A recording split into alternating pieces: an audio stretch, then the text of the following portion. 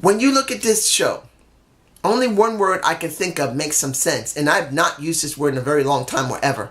Perplexed. I don't know what they're looking for. I don't know what they're trying to express here. Are they trying to set up a Bound for Glory? Are they trying to set up Beyond Bound for Glory? Are they not even trying to set up anything? Or are they just trying to survive by just doing weekly stuff and just let it come through? That is the problem when it comes to Victory Road. You don't know what they're really trying to go for. And it really upsets you, particularly at the ending of the show. Let's go for the beginning of the show. And I gotta say this before I talk about Petey Williams and Trevor Lee. When I stopped watching wrestling, it was around 1991 to 92. That's when I had stopped watching it, because I was busy going to school. And I started picking it back up maybe around 2002, nearing 2003, when this company had just been founded by Jeff Jarrett. If I had been able to watch it, at that time, I didn't really have cable anymore. I had to turn it off because I had too many debts because of my wife owing a lot of money, and I owed a lot of money with her. I might have and would have loved this company because of what I saw with the X Division, and then later what happened to the Knockouts. I would have loved this company. But seeing the way they've been sponsoring the X Division now, particularly with Petey Williams and Trevor Lee, why do they still have the X Division at all? Really? They've barely done anything with Trevor Lee. And then you see Petey Williams, one of the people who's known in this company, who held the title, I think, more than a year. Easily more than a year. The longest running X Division champion they've had. And it's not the fact that he lost. It's the fact that even if he had won, what would they have done with him? Because they're not doing anything with Trevor Lee. So I don't see anything that was going to be good for Petey Williams either.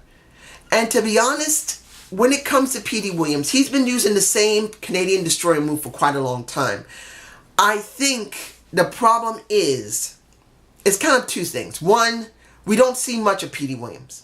So that's good when you see the Canadian Destroyer. It's very rare because you don't see him often. But if they start showing him a lot, particularly if he wins the title, he needs a new move. Because he can't keep using the same move over and over again. A lot of new fans, they'll be interested for a little while. And a lot of old fans are going to drop the interest because they've seen him do the same thing for so long. You would hope he would have grown and done something extra. So that's just how I feel about it. It wasn't the fact that who won is the issue. It's the fact that who won will not be cared about is the issue. Now, the 6 knockout tag. Why? Aren't we supposed to be caring about Sienna? Aren't we supposed to be caring about Rosemary?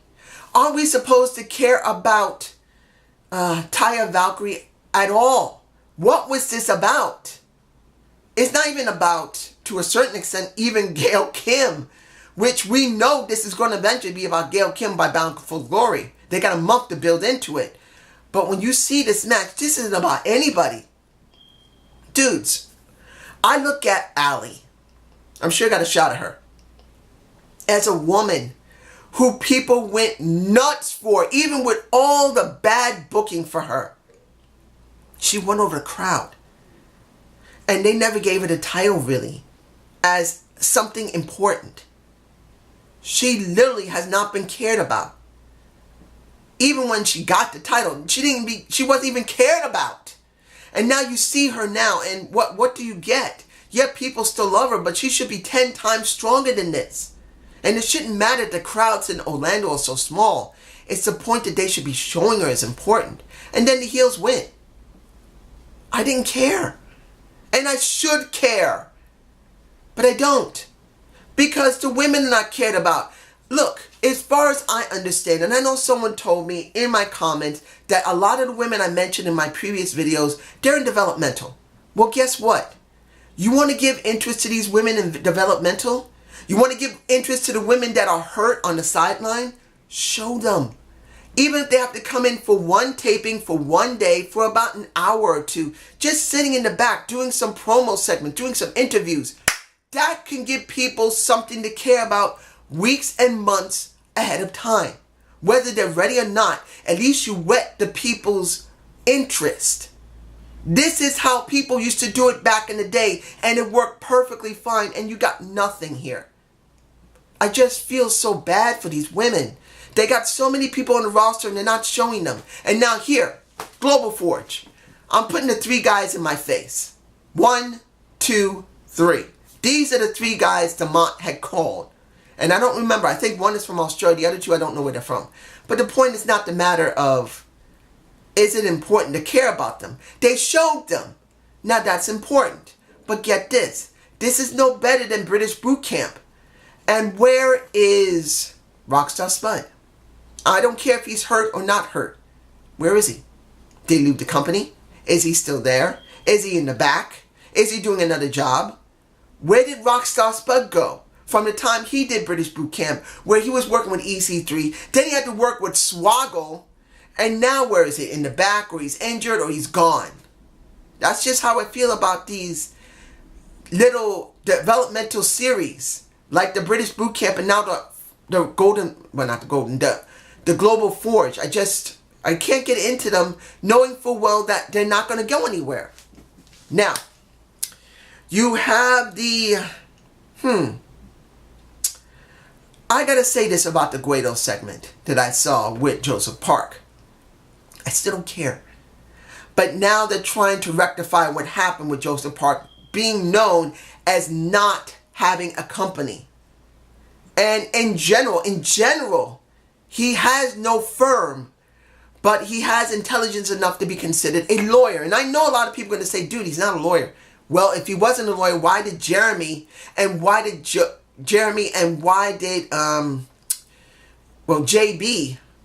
well, I just said Jeremy, I'm forgetting his name, Josh Matthews, there you go. I'm getting frustrated about this Guido segment because I don't want to see it unless Guido marries Joseph Park. I don't care, but this is just how I feel about it. I gotta get that off my chest. It's gone. Now, OVE versus LAX. A situation that makes no sense. Look, you look at this segment last week. OVE goes into the place they party and won't leave. So, they could have gotten their asses handed to them. The Tijuana police would have arrested them and thrown them in freaking jail. Why would LAX even give them a clean, fair match on GFW? Why? I didn't really get it, but I understood the reason why they did it, but I didn't get it. It makes no sense. And then you look at this match. OVE's been there so short of a time. They've only gone up against maybe 1 or 2 different tag teams. No, two or three different tag teams. And now, they win the titles. Do you care? Do I care? No!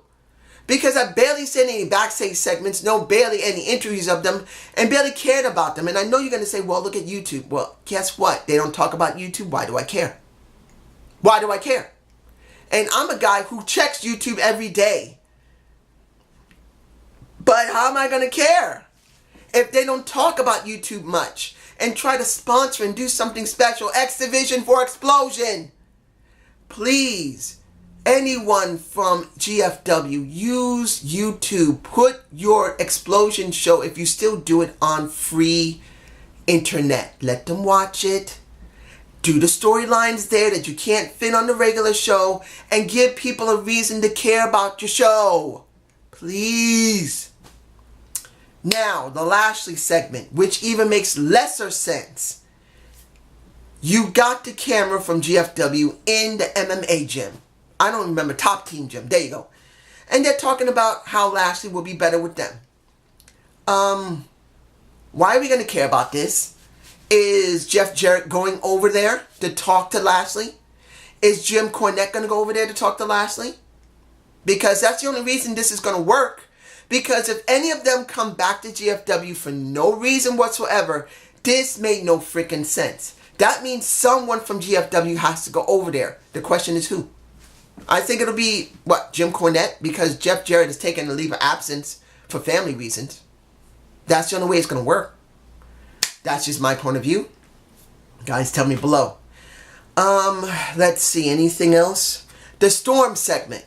Storm talking in the ring was nice, and Tank Top Girl was there. She's in my face. She's in my face. Now I take her away. If anyone knows Tank Top Girl, If anyone knows who she is, say this to her. Hello.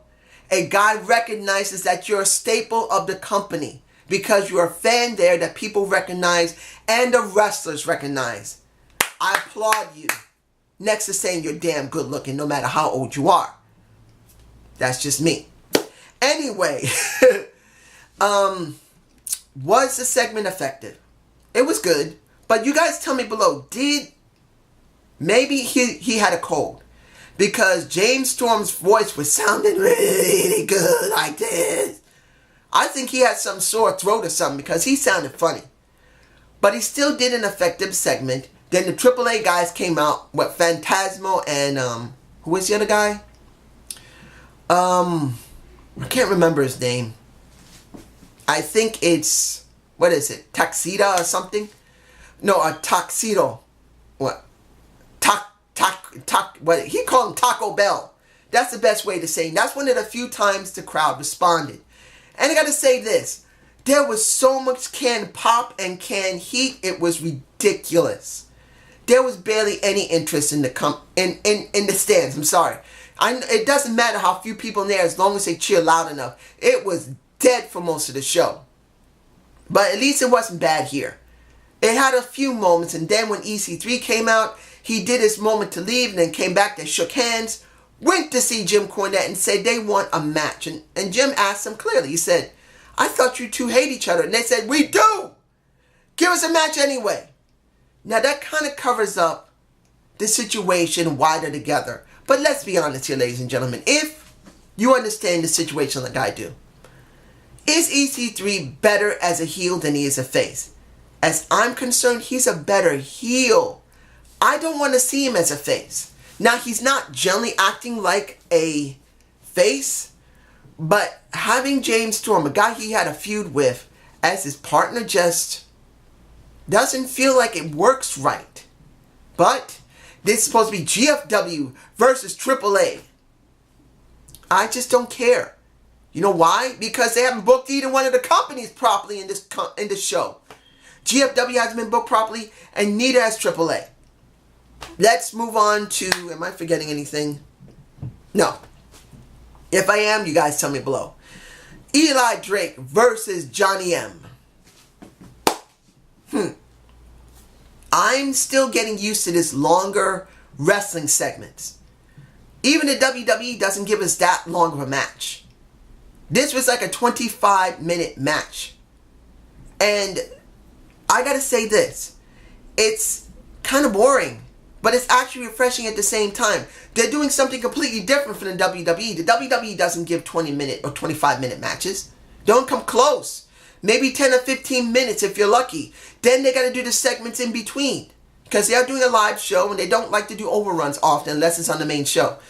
So you see a full match, a full 25-minute match every week. Or nearly 25 minutes. It's great to see. But then, if the people who work together are not that good, you're going to have a problem. Now, I'm not saying that Johnny Impact, I hate saying that, Johnny is a bad wrestler at all. He did great work. And I'm not saying that Eli Drake is bad either. Particularly, he did great promo segments, great backstage segments. But I'm not used to seeing Eli wrestle more than 10 minutes. Now, I'm not saying he's a bad wrestler at all, but I have said he's not a ring general. You need someone to guide the match. Now, Johnny can guide it pretty well.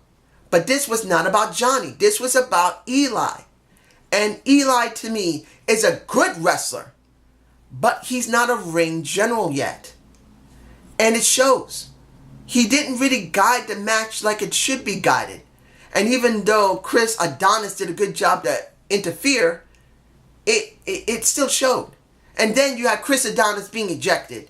Then you got the first ref getting knocked out by accident by Eli.